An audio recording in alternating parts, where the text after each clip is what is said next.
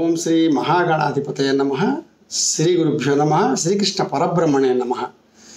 కాయ్ TV media ప్రేక్షకులకు నమస్సుమాంజలి.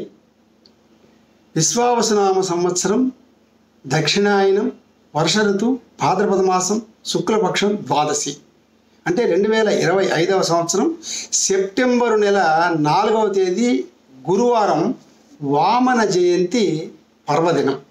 పరమ భాగవతోత్తములైనటువంటి పోతనామాత్యుల వారు తన భాగవతములో శ్రీహరిని గురించి అత్యంత అద్భుతమైన పద్యములను ఎన్నింటినో చెప్పాడు.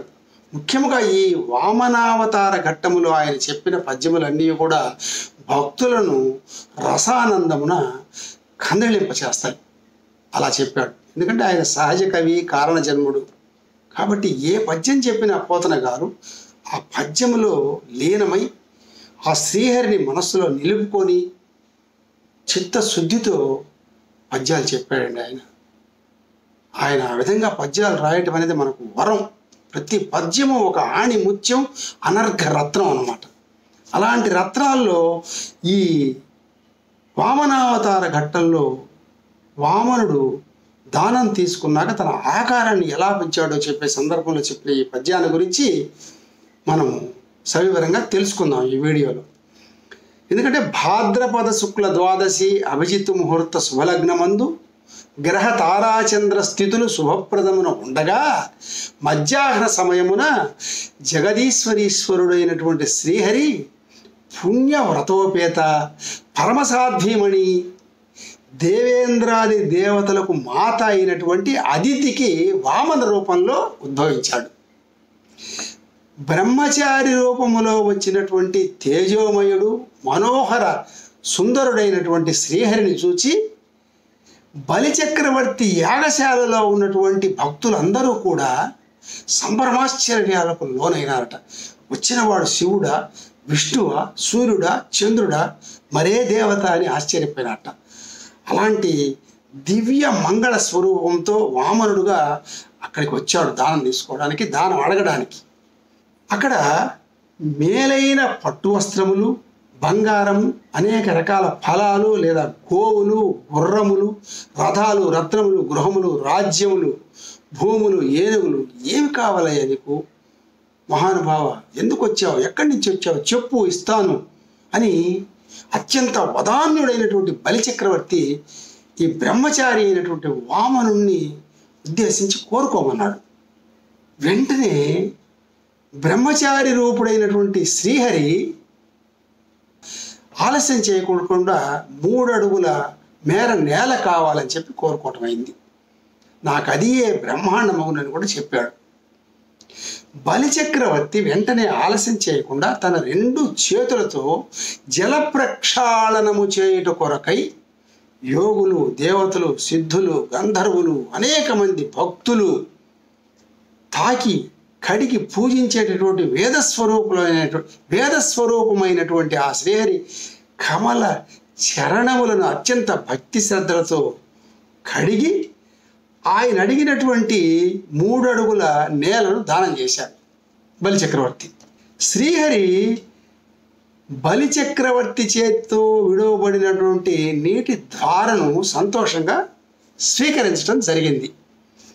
తన గురువైనటువంటి శుక్రాచార్యుడు దానము ఇవ్వవద్దని ఎంత హెచ్చరించినా కూడా పరమ దానశీలి అయినటువంటి బలిచక్రవర్తి నేను మాట తప్పను అని చెప్పి వెంటనే దానం ఇవ్వటం జరిగింది. దానం ఇవ్వటమే శ్రేష్టం అని చెప్పి ఆయన భావించాడు. అలాంటి ఉత్తముడు అనమాట ఆయన.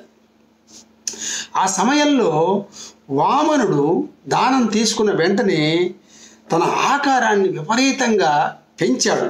పెంచి 1 అడుగుతో భూమండలాన్ని, మరొక అడుగుతో మిగతా నభోలోకాల్ని కప్పివేశాడండి. వేసి ఆ సందర్భంలో చెప్పిన పద్యం అన్నమాట ఇది పోతన గారు. ఇటు తిరిగి 3వ అడుగు ఎక్కడ స్థలం లేకపోయేటప్పటికి బలిచక్రవర్తి యొక్క శిరస్సు మీద పెట్టి పాతాళానికి పంపిస్తాడు ఆయన. ఆ సమయంలో ఈయన ఒక త్రివిక్రమ ఆకారంలో ఎలా పెరిగి అందరినీ ఆశ్చర్యపరిచాడో ఆ సందర్భంలో చెప్పినటువంటి పోతన గారి పద్యం అన్నమాట ఇది. ఇది శార్దూల పద్యం. చూడండి ఎలా చెప్పాడు.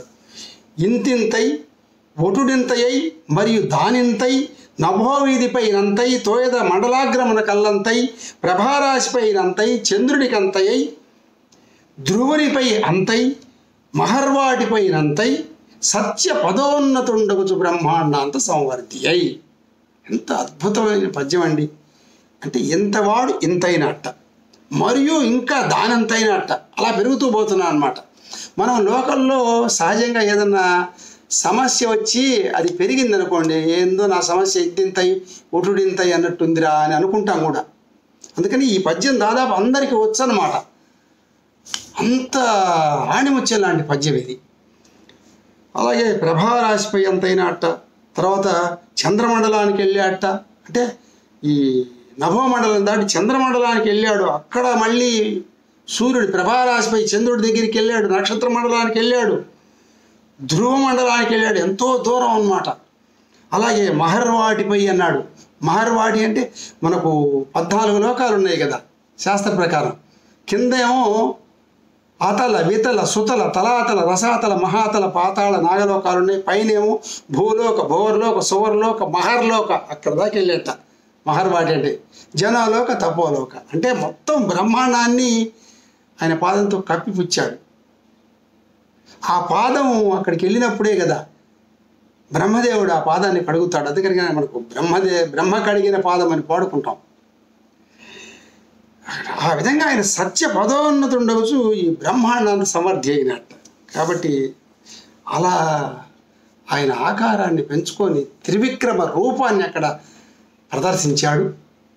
అలాంటి సందర్భంలో చెప్పిన ఈ పద్యం ఈ వామన జయంతి సందర్భంగా మనం అంతా చదవాలా, కంఠస్థం చేయాలా, గుర్తు చేసుకోవాలా. ఇలాంటి పరమాద్భుతమైనటువంటి పద్యములను విద్యార్థుల యొక్క అనుభవంలోకి తీసుకొచ్చి వాళ్ళకు నేర్పితే వాళ్ళకు అపారమైన భక్తి కలుగుతుంది, నీతి నియమములతో చక్కటి జీవితాన్ని గడుపుతారు అని తెలియజేస్తూ, ఇలాంటి అద్భుతమైన పద్యాలు పోతన గారి భాగవతంలో కోకొల్లలండి. మరి ఒక వీడియోలో ఇంకొక పద్యాన్ని గురించి మళ్ళీ తెలుసుకుందాం. అంతవరకు సెలవు. స్వస్తి. సర్వే జనా సుఖినో భవంతు. మరిన్ని అప్డేట్స్ కోసం మా కాయ్ టీవీని సబ్స్క్రైబ్ చేసుకోండి. మా వీడియో కనుక మీకు నచ్చినట్లయితే లైక్ చేయండి, షేర్ చేయండి. మీ విలువైన అభిప్రాయాలను కామెంట్ బాక్స్లో తెలియజేయండి.